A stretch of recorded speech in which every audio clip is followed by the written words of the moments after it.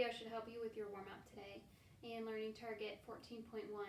That is define and explain the significance of a mole. So for your warm-up, you were asked about what is a pair and what is a dozen. So in this unit of stoichiometry, we're really going to focus on counting particles and how can we count particles if particles are so small. So the first thing we'll look at is things that you're already familiar with. So what is a pair?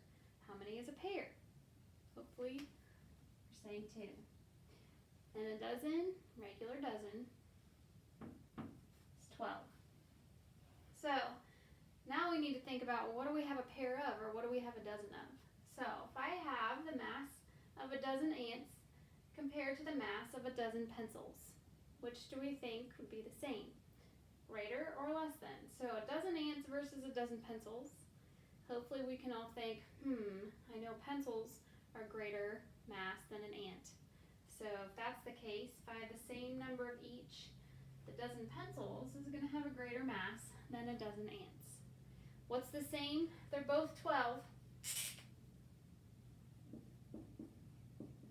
But we know ants are way smaller than a pencil, right? So you can take one pencil, put 12 of those in a pile, and that's going to be a much bigger pile than 12 ants. And an ant's not really very dense, so that's going to have a really small mass. But what if we try to think about water particles? Where would water particles go? So if I had a dozen water particles, smaller or bigger than pencils? Hopefully we're saying a lot smaller, right? So water particles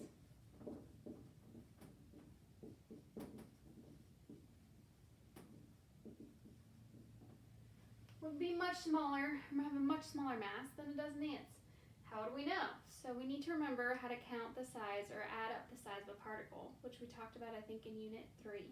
So if we're going to look at particle size, we need to think, how big is one water particle?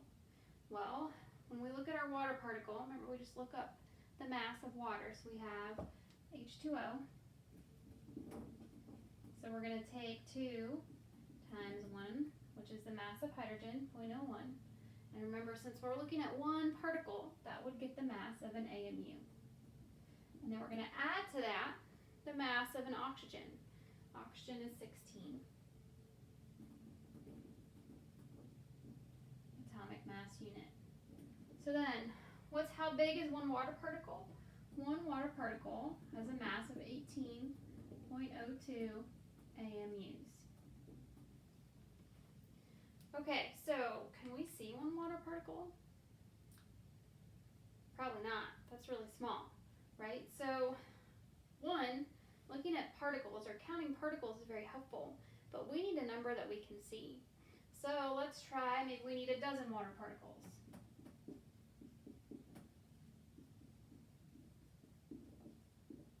Can we measure 12 water particles?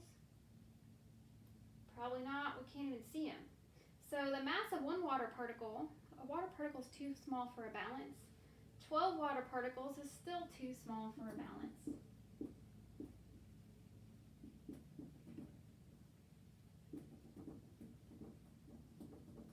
So we need a number that's going to be measurable for us. Like we need a quantity of particles that has significance because it's easily measured.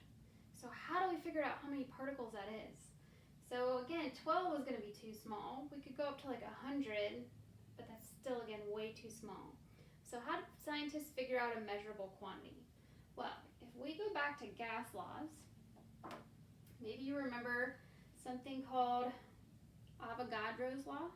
So Avogadro said if pressure, temperature, and volume are all the same for two samples of gases, remember if gas 1 and gas 2 have the same pressure, they have the same temperature, they have the same volume, then what do we know about that number?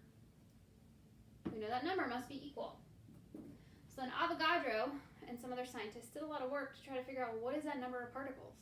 So when we looked at a sample of a gas, we found out there's a measurable amount of particles, like if we just keep trying to measure pressure, temperature, and volume until we get a usable number that we can put on a balance. How many particles is that? That's something called Avogadro's number.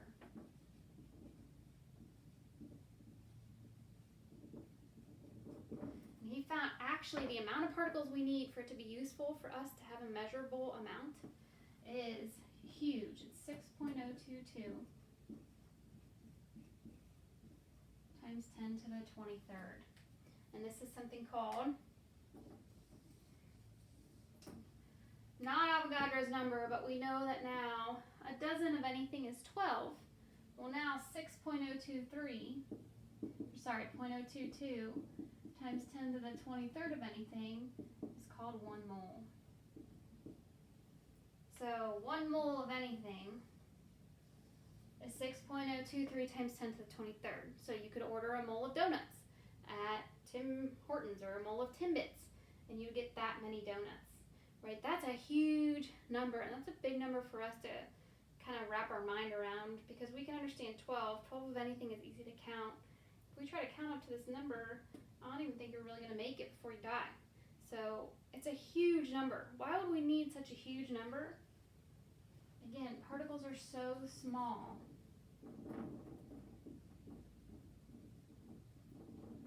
We need a huge number.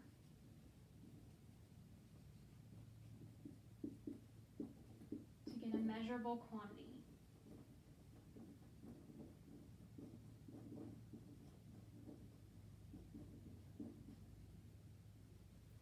So how much is a mole of water then? Like, how would I know when I had a mole? Like, I can't see particles. I can't count them all. If I can't see them, if I did try to count them all, I'd be dead, because I can't count that high, probably. So that, how do I know how much a mole is? Well, let's go back here. We use our periodic table, and this is something that's kind of really cool about a mole. If I want a measurable number, also 1 mole of water